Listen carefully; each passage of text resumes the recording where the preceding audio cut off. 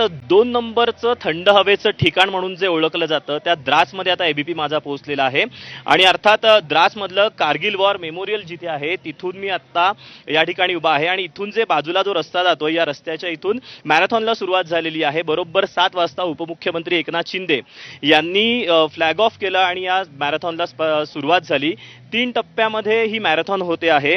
अर्ध मॅरेथॉन आहे। पुण्यातली सरहद संस्था आणि भारतीय लष्कर यांनी या स्पर्धेचं आयोजन केलेलं आहे। खरं तर दरवर्षी पुण्याच्या सरहद संस्थेकडून या संपूर्ण जम्मू आणि काश्मीरच्या खोऱ्यामध्ये या स्पर्धेचं आयोजन करण्यात येतं। यावेळेला मात्र त्याला एक वेगळा हेतू आहे, एक वेगळा अँगल आहे। तो म्हणजे की आपल्याला माहिती आहे की आज बरोबर 2 महिने पूर्ण होत आहेत। ते म्हणजे पहलगामला जो हल्ला झालेला होता, दहशतवादी हल्ला, आणि त्याच्यानंतर भारतीय लष्करानं जे ऑपरेशन सिंदूर राबवलेलं होतं त्यानंतर आपण पाकिस्तानला जो काही करारा जवाब दिलेला होता त्याला 2 महिने पूर्ण होत आहेत आणि या अनुषंगानं भारतीय लष्कराच्या शौर्याला खरं तर सलाम करण्यासाठी, त्यांचं कौतुक करण्यासाठी आणि यासोबतच आजूबाजूचे जे इकडनं जो संपूर्ण परिसर आहे इथले जे कोणी क्रीडापटू असतील त्यांना चालना देण्यासाठी म्हणून या स्पर्धेचं आयोजन दरवर्षी करण्यात येतं। 2017 पासून या स्पर्धेला सुरुवात झालेली आहे।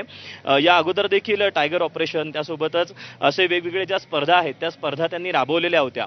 यावेळेला कारगिल वॉर मेमोरियल इथे ही स्पर्धेचे जे आहे ते आयोजन करण्यात आलेलं आहे। उपमुख्यमंत्री एकनाथ शिंदे हे पोहोचलेले आहेत आणि यामध्ये आता 3 टप्पे पाहायला मिळतात, महिलांसाठी, लहान मुलांसाठी आणि त्यासोबतच जे मॅरेथॉनपटू आहेत त्यांच्यासाठी देखील या स्पर्धेमध्ये हे सगळेजण धावत आहेत।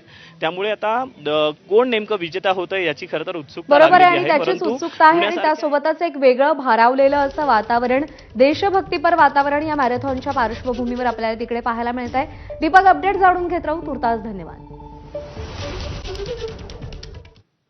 एक छोटा